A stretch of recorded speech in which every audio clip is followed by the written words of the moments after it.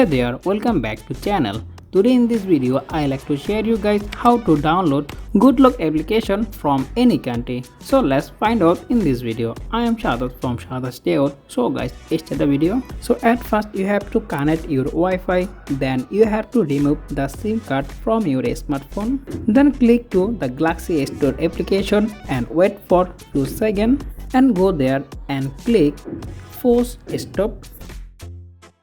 Next, go to storage and tap on clear data. Then you have to remove this application from background. Next, you need a VPN. You can use any types of VPN. I am using this VPN and you have to select United States. Next, go back your Galaxy Store application and open it. It takes some time and permission. Next, you have to go to the search bar and search Good Luck. Then you can find this Good Luck application and you can easily download and install your phone.